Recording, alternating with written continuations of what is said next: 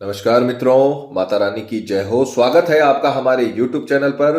मित्रों, आज हम आपको बताएंगे कि मासिक धर्म में किस प्रकार से होता है वशीकरण, महिलाएं किस प्रकार से मासिक धर्म में वशीकरण कर सकती हैं। तो चलिए शुरू करते हैं। पर ध्यान रहे, मांस मदिरा का सेवन करके ये विधि बिल्कुल ना करें। और अगर आप विधि करने में असमर्थ हैं और वशीकरण आश्रम से करवाना चाहते हैं तो हमें बेझिझक संपर्क करें, आपकी पूरी सहायता की जाएगी। हमारे संपर्क सूत्र आपकी स्क्रीन पर चल रहे हैं।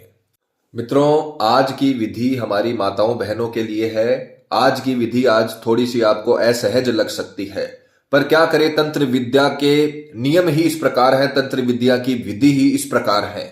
ये विधि हजारों सालों से राजा महाराजाओं के समय से चली आ रही है, अघोरी तांत्रिकों के समय से चली आ रही है।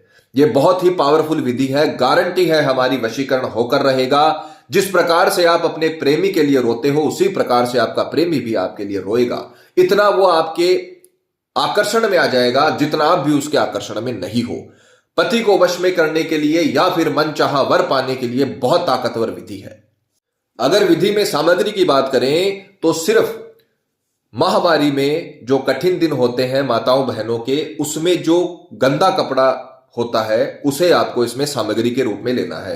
हमने यहां पर रुमाल का इस्तेमाल किया है, आपको वहां पर उस गंदे कपड़े का इस्तेमाल करना है, ध्यान रखना। यह इस कर्म की सामग्री होगी। मित्रों, अगर विधि के समय की बात करें तो विधि का समय रहेगा किसी भी कठिन दिन लगभग 4 से 5 दिन के आते हैं, उनमें से कोई से भी दिन आप दिन के समय में, रात्रि में ये उपाय नहीं होगा।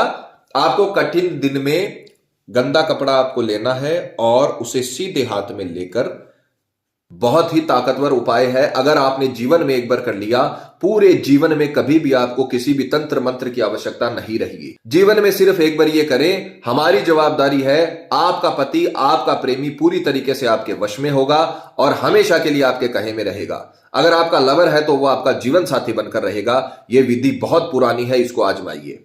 आप सीधे हाथ में से लेकर दिन के समय में कभी भी किसी भी समय पूर्व दिशा की ओर मुख करके आपको इसे सीधे हाथ में लेकर, मंत्र कभी भी महावारी में बोला नहीं जाता है, तो आपको इसे सीधे हाथ में रखकर सामने वाले का नाम, जिसको आप वश में करना चाहते हो, उसका नाम 101 बार बोलना है।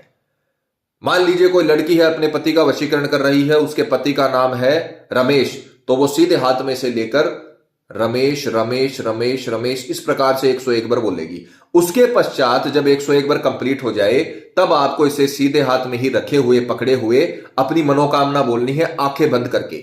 आंखें बंद करके उसका चेहरा अंतर ध्यान करना है जिसका आप वशीकरण कर रहे हो, और फिर उसके बाद में आपको अपनी मनोकामना बोलनी है, जो भी आप उसे चाहते हो। चाहे शादी की मनोकामना हो, चाहे साथ रहने की मनोकामना हो, चाहे आपसे आकर्षित होने की मनोकामना हो, वो मनोकामना आपको आंखें बंद करके उसका चेहरा अंतर ध्यान करते हुए बोलनी है। और उसके पश्चात जैसे ही आपकी मनोकामना कंप्लीट हो, ये सारा का सारा जो गंदा कपड़ा आपने लिया है, इसे अच्छे तरीके से जला लेना है, इसकी राख बना लेनी है पूरी तरीके से, इसका अवशेष नहीं बचना चाहिए। और वो राख, उसकी कुछ मात्रा आपको सामने वाले को, जिसका वशीकरण करना चाहते हो, उसके खाने में या पीने की चीज में मिलाकर उसको दे देनी है। इतना अगर आपने कर लिया तो हम आपको गारंटी देते हैं कि जिस व्यक्ति पर आपने किया है वो व्यक्ति उम्र भर के लिए आपका हो जाएगा, जीवन में आपसे कभी अलग नहीं हो पाएगा। जैसे आप रोते हो, जैसे आप तड़पते हो, पल पल उसको याद करते हो, उसी प्रकार से वो भी पल पल आपको याद करने लगेगा। उसी दिन से, जब से आपने ये राख सामने वाले को दी है, तब से ही रिजल्ट शुरू हो जाएगा और वो आपकी आखिरी सांस तक आपका गुलाम बन के रहेगा। ये उपाय, छोटा सा उपाय, आपके जीवन को बदल कर रख सकता है। एक बार ये विधि आजमाइए, जीवन में कुछ नहीं करना पड़ेगा, माता रानी आपको जरूर सफल करेगी। मित्रों, विधि को लेकर आपके मन में कोई सवाल है, या आपसे कोई गलती हो गई है, या फिर आप ये विधि आश्रम से करवाना चाहते हैं, तो हमें बेझिझक संपर्क करें, आपकी पूरी सहायता की जाएगी। हमारे संपर्क सूत्र आपकी स्क्रीन पर चल रहे हैं। इसी के साथ जय माता दी मित्रों, हमारे YouTube चैनल को सब्सक्राइब करने के लिए स्क्रीन पर चल रही ज्योतिष से बदले जीवन की पिक्चर को प्रेस करेंगे। आप हमेशा के लिए हमारे साथ जुड़ जाएंगे। जय माता रानी।